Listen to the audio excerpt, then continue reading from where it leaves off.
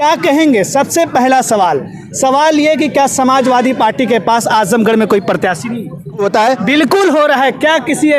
क्या भाजपा के पास भी प्रत्याशी नहीं है? क्या सपा के पास भी प्रत्याशी नहीं कि जो चाहे आजमगढ़ जैसा लगता है कोई बेवा है घर है, जो चाहे आज अपना घर बसा ले। ये कह रहे हैं कि आप लोग संविधान को खतरे में बता के जनता को डरा के वोट लेना चाहते हैं। तो वही राहुल गांधी जी हमारे मन से कह रहे हैं, वही श्री अखिलेश यादव जी कह रहे हैं कि ये इंडिया गठबंधन को जिताइए, साइकिल की बटन को दबाइए, 8500 खटाखट अपने बच्चों के और अपने खाते में पाइए। कहीं ऐसा ना हो कि 15 लाख वाले वादे कर से ये भी हम आजमगढ़ में हैं और हमारे साथ समाजवादी पार्टी के कार्यकर्तागण मौजूद हैं जो कि तमाम दूर से आए हुए हैं। कई किलोमीटर का सफ़र करके आप लोग यहाँ आए हुए हैं और बता दें कि ये एक अखिलेश यादव जी की टैटू टीम है और काफ़ी चर्चित टीम है।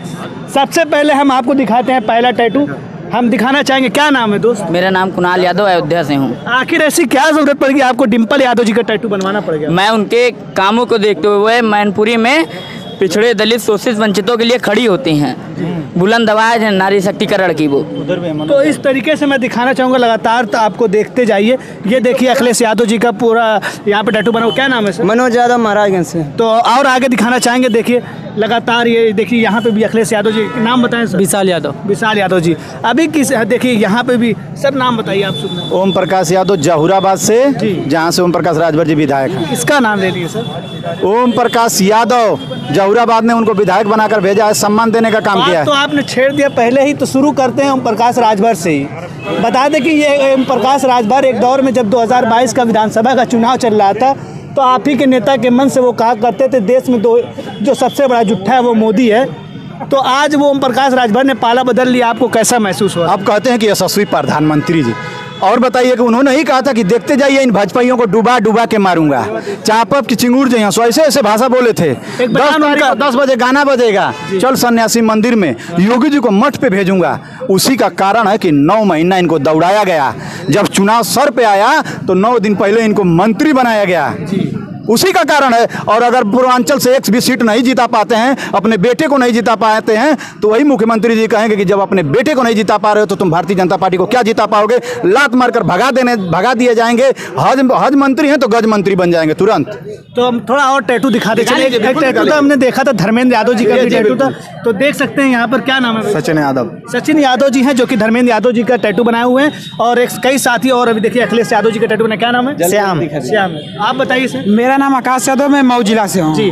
तो तमाम तरीके से आप देखिए कहाँ से आए हुए? मैं इलाहाबाद से आया हूँ। और आप सर कहाँ से आए हुए? मैनपुरी से प्रशांत यादव हूँ। देखिए अखिलेश यादव, ये एक पूरी अखिलेश यादव की टैटू टीम है। क्या कहेंगे? सबसे पहला सवाल ये कि क्या समाजवादी पार्टी के पास आजमगढ़ में कोई प्रत्याशी नहीं? आजमगढ़ ही नहीं, यही सवाल आप लोग कर रहे हैं। देश में पूछना चाहिए कि 73 साल उम्र होने के बाद भी कोई वर्तमान सरकार के बाद प्रत्याशी नहीं है। ये सवाल तो वहाँ भी लागू होता है। बिल्कुल हो रहा है। क्या भाजपा के पास भी प्रत्याशी नहीं है? क्या सपा के पास भी प्रत्याशी नहीं कि जो चाहे आजमगढ़ जैसा लगता है कोई बेवा है घर है, जो चाहे आज अपना घर बसा ले। ऐसा नहीं है। 73 साल के बाद भी कह रहे हैं कि हमको 5 साल मौका दे दो। वो कहते थे कि नोटबंदी में 50 दिन दे दो, 100 दिन दे दो। 10 वर्ष यहाँ की सम्मानित जनता ने, देश की जनता ने दिया है, कुछ नहीं कर पाए, फिर 5 साल मांग रहे हैं। शिक्षा रोजगार की बात करना नहीं चाहते हैं, महंगाई की बात करना नहीं चाहते हैं, मंदिर मस्जिद की बात करते हैं, रोने लगते हैं। इसी आजमगढ़ की एक और सीट है लालगंज, जहां कुछ ही दिन पहले अभी प्रधानमंत्री जी आए थे, उनका बयान आपने सुना था? एक सीट छोड़ के, क्योटो सीट छोड़ के, उस पर भी लड़ाई है। बाकी 79 सीट इंडिया गठबंधन के, बनारस छोड़ के। ये लोग तो कहते थे कि इंडिया गठबंधन हो ही नहीं पाएगा, फ्लॉप हो जाएगा, लड़ाई करके भाग जाएंगे। अब लोग कह रहे हैं कि 400 पार। अब वो लोग इंडिया गठबंधन है, इंडिया के लोग इंडिया गठबंधन को जिता रहे हैं, सरकार बना रहे हैं, अपने बेटा बेटी को शिक्षा रोजगार पे भेजने का काम करेंगे। इसी देश के लोग सोना चांदी और हीरा मोती पे 3% का जीएसटी लगाती है सरकार, खाने पीने दूध दही पे भी जीएसटी लगाती है, और पढ़ने पे हमारे बच्चों के कापी किताब पे 18% का जीएसटी है। समझने की ज़रूरत है। अगर कोई पढ़ लेगा तो अधिकार, शिक्षा अधिकार की बात करेगा, रोजगार की बात करेगा। 18% जीएसटी लगाओ ताकि गरीब का बच्चा पढ़ ना सके।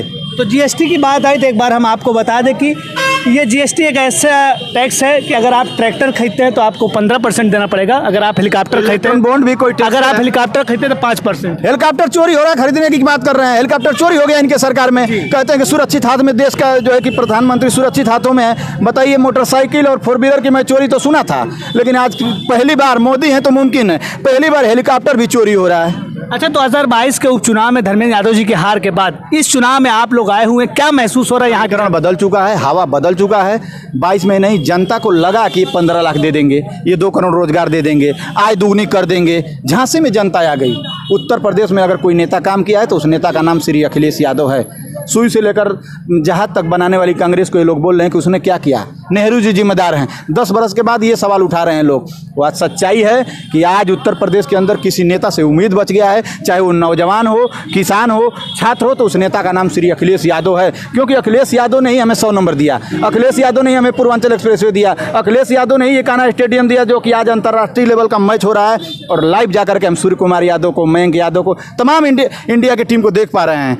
बहुत सारे काम है। अगर हम काम गिनाने लगेंगे अपने नेता का, जो कि अभी 7-8 साल सरकार में नहीं है, आज भी हमारे नेता का काम बोलता है। 10-20 मिनट की वीडियो तो काम बताने में लग जाएगी। स्वर्गीय मुलायम सिंह यादव जी का एक नारा था कि अगर सैफई और मैनपुरी हमारा दिल है तो आजमगढ़ हमारी धड़कन। इस नारे को आप कैसे देखते हैं? नारा के साथ साथ उन्हीं ने 1995 में एक आरक्षण बनाया था, जिससे जाकर के गरीब पिछड़ा दलित का बेटा भी बीडीसी प्रधानी जिला पंचायत का चुनाव भी लड़ सकता है।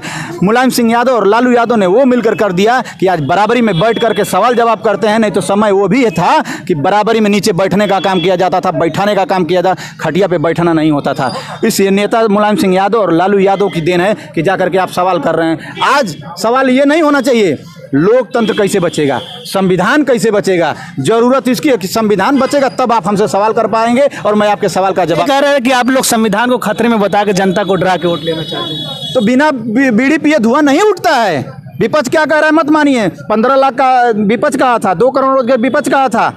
म से महंगाई कहते थे कि जिस देश का प्रधानमंत्री कमजोर होता है उस देश का रुपया, डॉलर, अर्थव्यवस्था गिरता है। मैं पूछता हूँ 56 इंच सीने वाले माननीय प्रधानमंत्री मोदी जी से, आप तो टाइट हैं, आपका सीना तो 56 इंच का है, क्यों जीडीपी गिर रहा है, क्यों अर्थव्यवस्था गिर रहा है? हमारा देश 55 लाख से 205 लाख करोड़ में क्यों चला गया कर्जे में? आखिर क्या कारण है? देश की सारी संपत्ति बेचने के बाद भी हमारा देश कर्जे में जा रहा है। सिर्फ 22 लोग करोड़पति, अरबपति, खरबपति बनेंगे। वही राहुल गांधी जी हमारे मन से कह रहे हैं, वही श्री अखिलेश यादव जी कह रहे हैं कि ये इंडिया गठबंधन को जिताइए, साइकिल की बटन को दबाइए, 8500 खटाखट अपने बच्चों के और अपने खाते में पाइए। कहीं ऐसा ना हो कि 15 लाख वाले वादे कर से ये भी हमारे नेता जो गलती से भी अगर वादा कर देते हैं तो उस वादा को पूरा कर देते हैं। हमारे नेता जो कहते हैं आज तक कोई बात जुमला नहीं साबित हुआ, बल्कि भारतीय जनता पार्टी में कोई नेता कहता है और कोई नेता आगे कहता है कि ये तो जुमला था। आपसे आखिरी सवाल फिर मैं वही दोहराऊंगा कि ये आजमगढ़ की एक ऐसी धरती है जो अल्लामा शिबली नोमानी की धरती, पंडित राहुल संस्कार की धरती, कैफी आजमी की धरती, अयोध्या सिंह उपाध्याय की धरती। ऐसी धरती पे आखिर ऐसा क्या हो गया कि आपको प्रत्याशी नहीं मिल रहे हैं? अहिर रेजिमेंट की बात करके दिनेश लाल यादव को यहाँ की सम्मानित जनता ने जिताकर सदन में भेजा था। अहिर रेजिमेंट न बनाकर खाली हाथ आए हैं और खाली हाथ ही यहाँ से आजमगढ़ से जाएंगे। 1.5-2 लाख चुनाव से वोटों से काफी समय से आप लोग बिजी। लास्ट सवाल ये कि क्या आखिर में ये बताइए कि धर्मेंद्र यादव जी कितने मतों से जीत सकते हैं? 1.5 से 2 लाख वोटों से जीत कर जाएंगे। कितना सही है? मैं बोल रहा हूँ, आपके चैनल पे बोल रहा हूँ, जनता भी सुन रही है। मिलाइएगा जिस दिन रिजल्ट आएगा। 1.5 से 2 कारण ये भारतीय जनता पार्टी सिर्फ और सिर्फ झूठ बोलने का काम कर रही है, नौजवान को ठगने का काम कर रही है। न शिक्षा है, न रोजगार है, मंदिर मस्जिद रोना। अब रो भी रहे हैं तो जनता फंस नहीं रही है।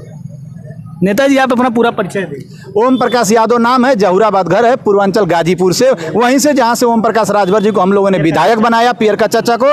और सच्चाई बता रहा हूं कि दूर का ढोल सुहावन, मैं जहुराबाद से हूं। आज तक ओम प्रकाश राजभर जी ने जहुराबाद में एक गिट्टी नहीं गिराया है, दोबारा विधायक बने हैं। उसी प्रकार से घोसी की सम्मानित जनता और आजमगढ़ की सम्मानित जनता ही नहीं, पूरे प्रदेश की जनता इन लोग के कहने में ना आए, क्योंकि ये लोग झूठ बोलने का काम करते हैं, विकास करने का काम नहीं करते हैं। बहुत बहुत शुक्रिया सर। बहुत बहुत धन्यवाद आपका भी। इसी तरीके से तमाम खबरों को देखने के लिए हमारे YouTube चैनल बोलेगा यूपी की सब्सक्राइब